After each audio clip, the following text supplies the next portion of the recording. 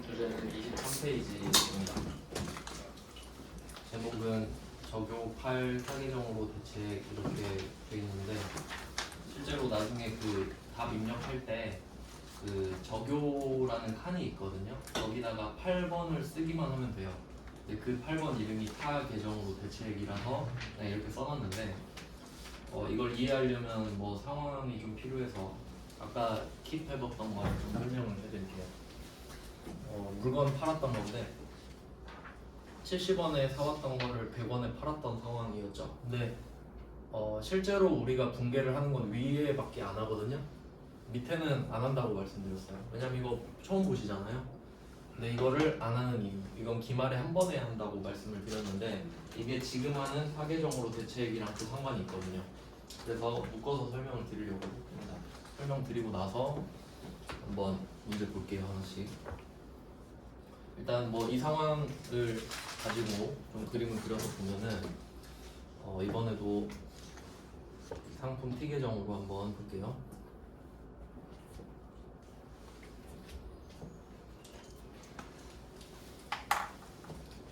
지금 한 개당 70원인데 헷갈리지 않게 똑같이 한 개당 70원으로 가정해서 말씀을 드릴게요. 그러면 기초에 계산하기 쉽게 하겠습니다. 350원 매입 350원, 그냥 5개라고 가정하면 되겠죠? 70원 5개, 70원 5개. 그래야 계산하기 좀 편하니까. 그러면 총 10개가 판매 가능 수량이 되겠죠? 10 곱하기 70인 상태예요, 지금.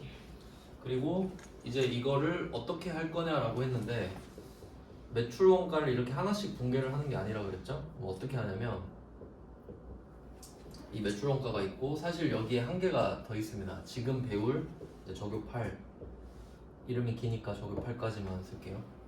그리고 기말, 뭐 이런 식으로 있다고 보면 되거든요. 그러니까 3개가 있는 거죠, 기본적으로. 그러면 얘네들을 어떻게 찾는 거냐면, 이 붕괴를 계속 위에 붕괴만 해요. 위에 붕괴만 계속 하는 거예요. 그러니까 이 빨간 색깔 붕괴는 하지 않고 우리가 지금 하던 대로 이 붕괴만 계속 하는 겁니다. 그리고 기말에 12월 31일에 가면은 창고에 가서 몇 개가 있는지만 세는 겁니다. 그럼 한번 예를 들어 볼게요. 창고에 갔는데 3개가 있었다고 해볼게요. 창고에 갔는데 상품 3개가 있더라. 그럼 한 개당 70원이니까 3개 곱하면 210원이죠. 그럼 기말에 210원, 뭐 이런 식으로 쓰는 겁니다. 그러면 역으로 추적을 해서 매출 원가가 나오는 구조거든요. 그러니까 뭐 절차는 아까처럼 정확히 다 혼합법을 써서 했다고 가정하고, 그러면 10개를 내가 판매를 할 수가 있는데 기말에 210 있으면 나머지는 판 거다, 이렇게 되는 거거든요. 이런 식으로 붕괴가 한 번에 되기 때문에, 그러니까 12월 31일에 지금 7개잖아요. 7개 팔린 게. 그럼 이거를 이 붕괴를 7번을 하는 게 아니라 7, 7에 490이죠. 그러니까 12월 31일에 이 붕괴를 그냥 한 번만 딱 하고 끝내요. 한 번에 딱 끝내버리는 거예요. 그게 더 편하잖아요.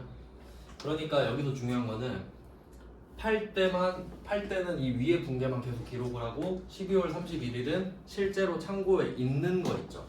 그러니까 얘만 파악을 하면 끝나는 거예요. 역추적을 할 거기 때문에.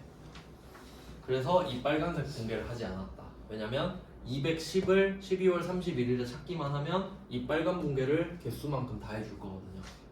그러니까 이게 그 회계 방법입니다. 그 회계 처리 방법. 재고 자산은 수량이 많기 때문에 이렇게 해요. 똑같은 게 많기 때문에. 자, 근데 여기 적요 8을 적은 이유는 뭐냐? 얘는 팔린 게 아닌데 없어진 거예요. 그러니까 재고 자산은 없어지면 팔린 거잖아요. 팔려서 없어지는 게 정상이잖아요. 근데 아까처럼 누가 훔쳐갔다거나 막 쥐가 파먹었다거나 그럴 수도 있겠죠. 그때는 팔리진 않았는데 없어졌죠. 그때는 적요에다가 표시를 해주는 거예요. 뭐 예를 들어서 창고에 가봤는데 3개가 있어요. 근데 2개가 파손됐었어. 그걸 알고 있어요. 그러면 한 개당 70원이니까 여기 적요 8에다가 140 이렇게 적겠죠? 그럼 이렇게 표시를 하면 창고에는 3개가 있고 파손됐던 거 2개 있으니까 5개가 팔렸다, 이렇게 나오는 거예요. 즉 우리가 실제로 기록해야 되는 거는 적요 8과 기말, 이걸 가지고 역추적하는 겁니다. 아시겠죠? 그러니까 기말에 하면 되겠죠? 기말 제곱은 지금 할 수가 없어요. 근데 기 중에 중간중간에 파손됐을 땐 그때 알잖아요. 그럼 그건 저격팔로 달아두자 이거지. 그래야 우리가 나중에 정확한 매출원가를 알 수 있기 때문에 그렇습니다. 뭐 그런 구조 때문에 그래요.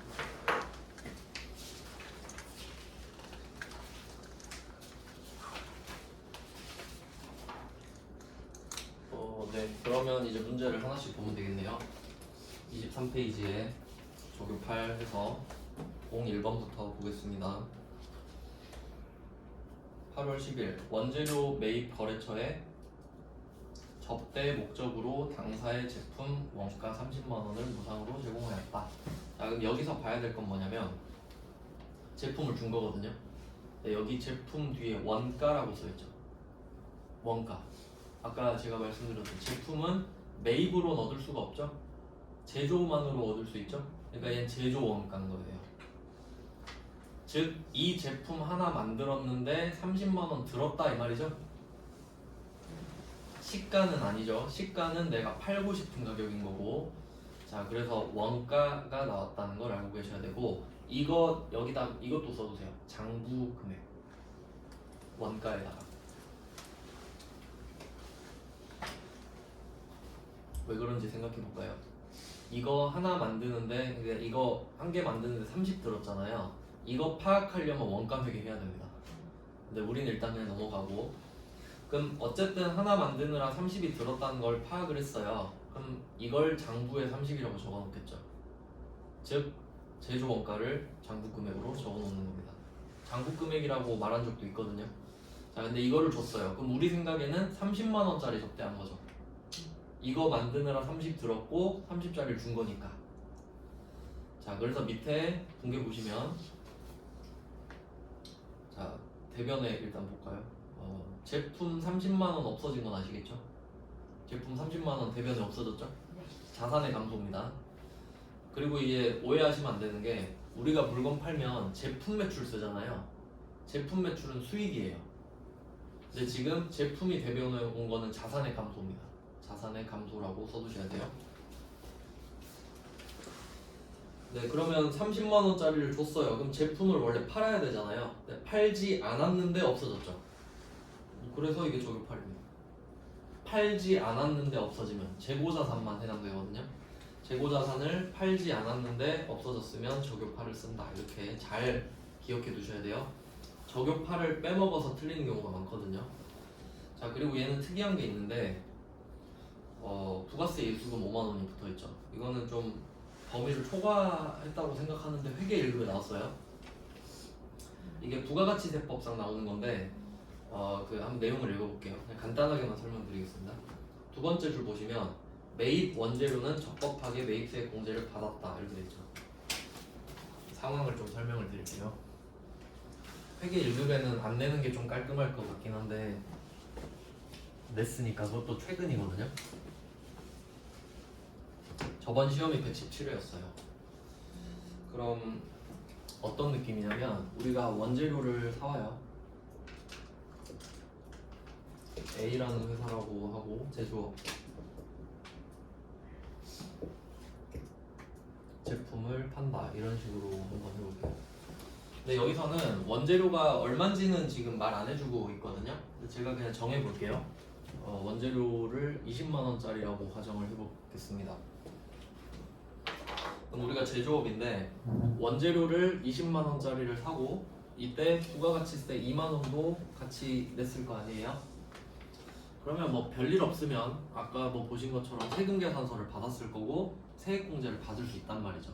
그러니까 이 20만 원짜리 원재료를 사느라 22만 원을 냈는데 2만 원은 다시 돌려받는 거예요. 그 말이 여기 나와 있는 매입 원재료는 적법하게 매입세액 공제를 받았다고 가정한다 이거예요. 그러니까 원재료 가격이 지금 얼마인지 모르지만 어쨌든 이거 살 때 냈던 부가세는 돌려받았다는 소리죠. 그냥 그렇게 해석하시면 돼요. 자, 근데 이 원재료를 가지고 우린 제품을 만들었고 이게 지금 30만 원짜리잖아요. 근데 이걸 얼마에 팔고 있죠? 시가는 50이죠. 30에 만들었으니까 더 비싸게 팔아야 될 거 아니에요? 그럼 이걸 50에 팔고 있는 거예요. 그러면 국세청은 이런 느낌이거든요. 원재료 살 때 왜 부가가치세를 돌려줬냐라고 하면 이거 돌려주면 국세청은 2만 원 손해잖아요. 자기가 먹으면 내 건데 굳이 돌려줬죠? 그럼 2만 원을 돌려줬어. 이유는 원재료를 사서 제품을 만들어 팔면 더 많은 부가가치세를 갖다 줄 거 아니에요. 그쵸? 원재료보다 제품이 비쌀 거 아닙니까? 그러니까 약간 그런 빅픽처라고 보셔도 돼요. 제가 이야기를 만든 건데 그냥 원재료 살 때 눈치껏 2만 원 빼준 거예요. 그리고 나중에 5만 원 받으려고. 그럼 남는 장사죠. 그럼 국세청이 그리는 그림은 이거죠. 2만 원을 돌려주고 5만 원을 걷겠다. 이런 그림이 나오는 거거든요. 근데 이건 팔았을 때 얘기죠. 근데 어떻게 했어요? 접대해버렸죠. 접대했잖아요. 그럼 접대를 했다는 건 공짜로 줬단 소리죠. 그럼 상대방한테 5만 원 주세요 이러겠어요? 접대하면서? 절대 그럴 리가 없잖아요. 그럼 국세청은 이거 기다리고 있는데 접대해버리니까 맥 빠지죠. 그래서 기분 나쁘니까 야 그거 그냥 너 팔았다 그래. 5만 원 갖고 와 라고 하는 간주 공급이라는 게 있어요. 그러니까 이게 원래 세무 2급에 주로 나오거든요. 근데 한 번 냈단 말이죠. 그래서 그냥 그렇구나 하고 넘어가시면 돼요. 주된 범위는 아니니까 간주 공급이라고 그냥 써도 돼요. 01번에다가.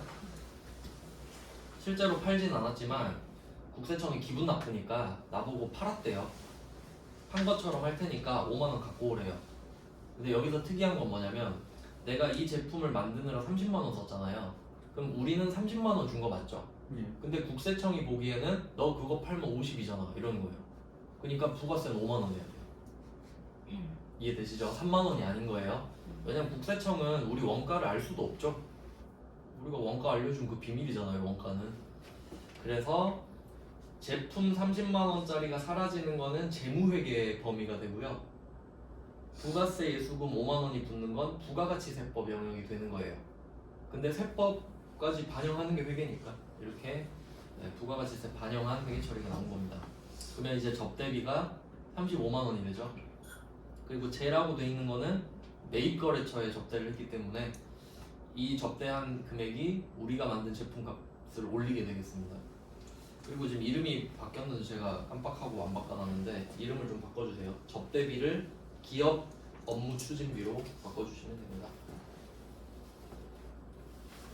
접대비를 기업 업무 추진비로 바꿔주세요.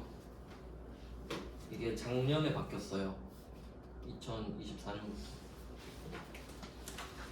자, 그럼 02번으로 가보겠습니다. 아, 이건 똑같은 거네. 이건 넘어갈게요. 간주 공급은 01번 하나로 충분하고 3번부터 보시면 되겠습니다. 3번. 03번. 자, 1월 30일 당사가 생산한 제품 원가 5만원, 시가 8만원. 원래 이렇게 줘야 정상입니다. 근데 아까 문제도 다 알려줬었죠?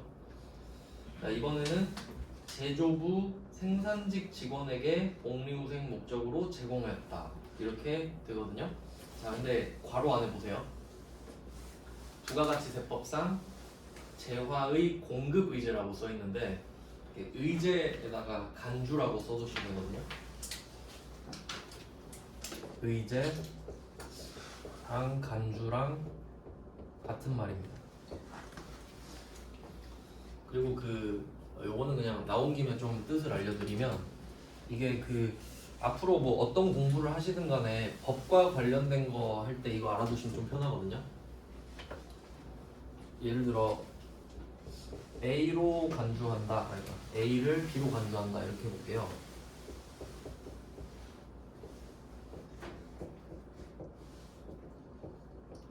간주한다란 말 들어보셨죠? 일상용어로도 쓰잖아요. 근데 이게 진짜 무서운 말이에요. A를 B로 간주하잖아요. 그럼 이제 A는 B예요. 무조건 없어요. 그냥 끝이에요. A는 이제 B고 끝입니다. 정말 무서운 거예요.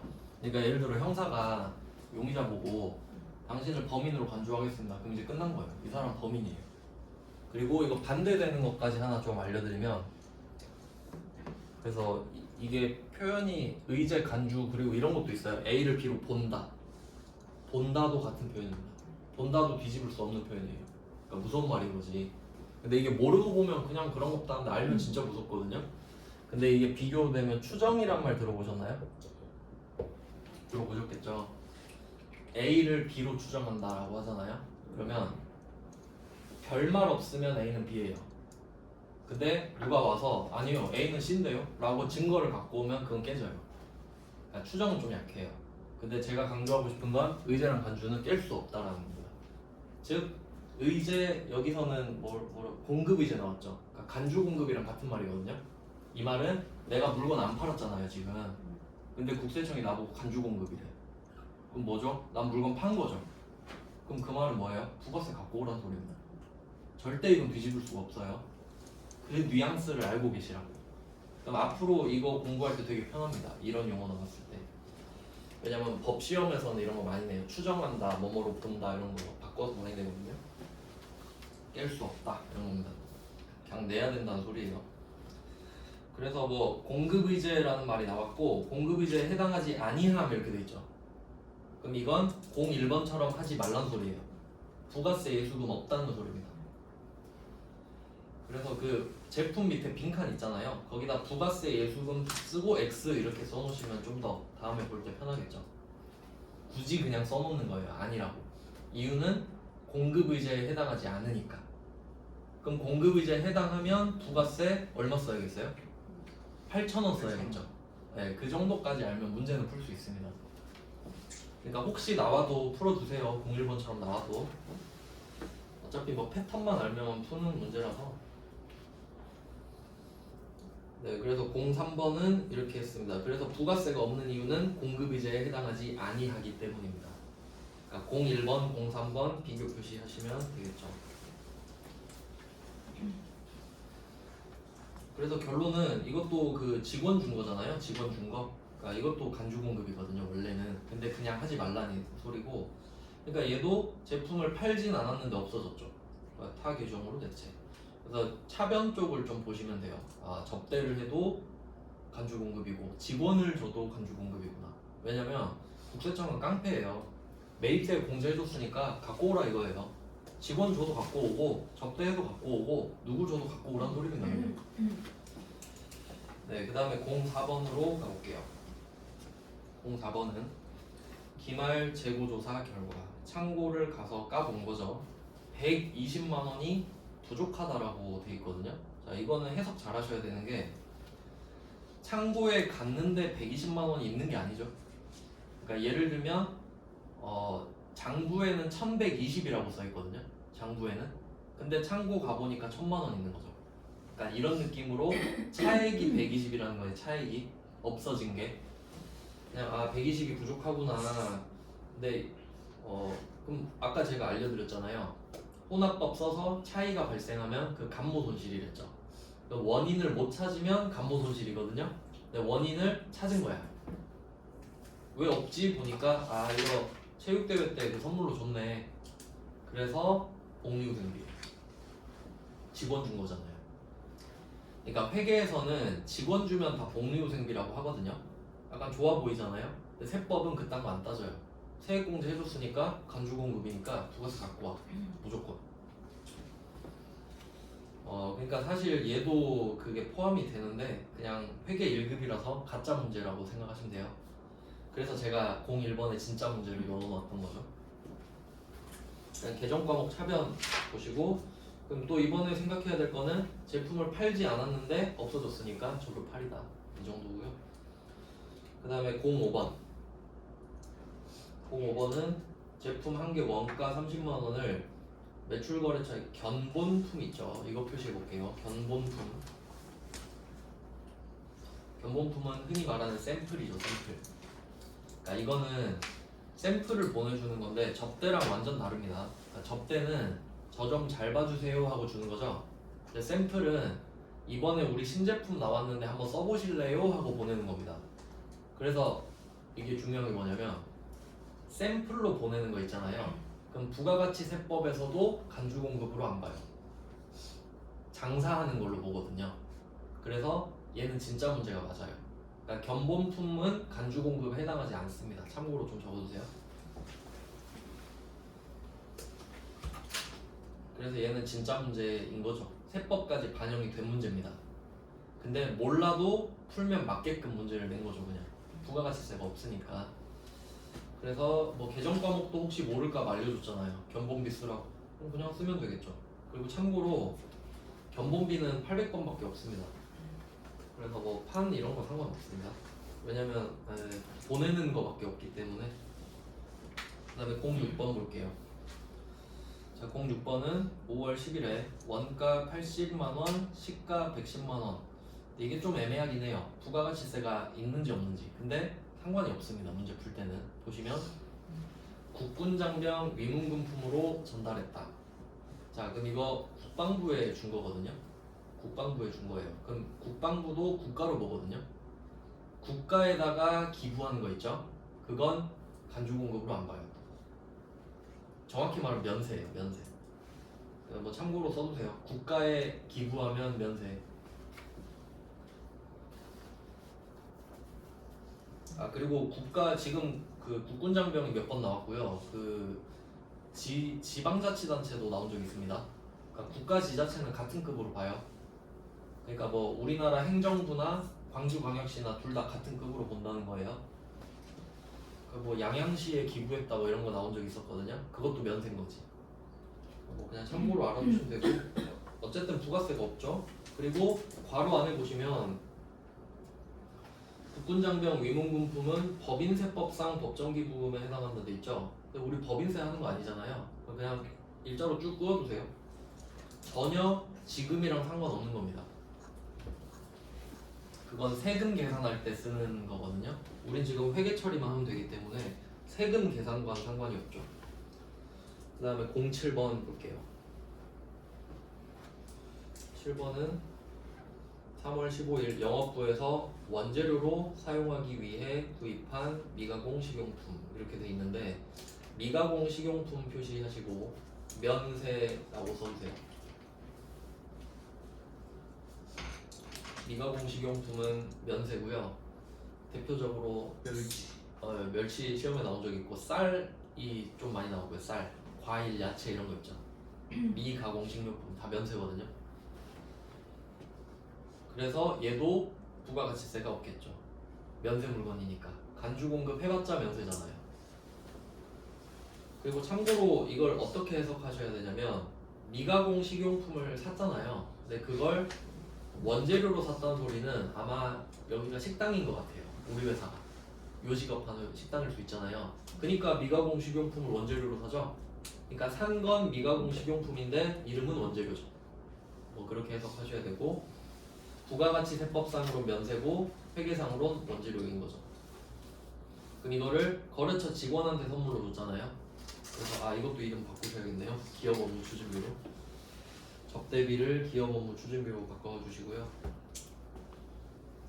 그럼 이번에도 팔진 않았는데 없어졌으니까 적용 8이 드는 겁니다. 그리고 그 06번에 보시면 기부금 이거 설명 안 드린 게 있네요.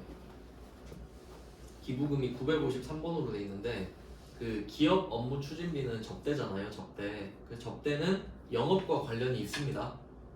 맞죠? 접대할수록 매출액 늘어나는 거 맞죠? 그래서 500, 800으로 나눠져요. 기업 업무 추진비는. 근데 기부한다고 매출액이 막 늘어나나요? 아니요. 직접적으로 늘어나진 않죠. 그러니까 내가 기부한 그 곳에서 매출액을 늘려주진 않잖아요. 그러니까 기부는 영업 외 비용으로 900이에요. 영업 외 비용이란 뜻이에요. 그러니까 기부금은 500, 800이 아닌 거지. 영업과 전혀 관련이 없으니까.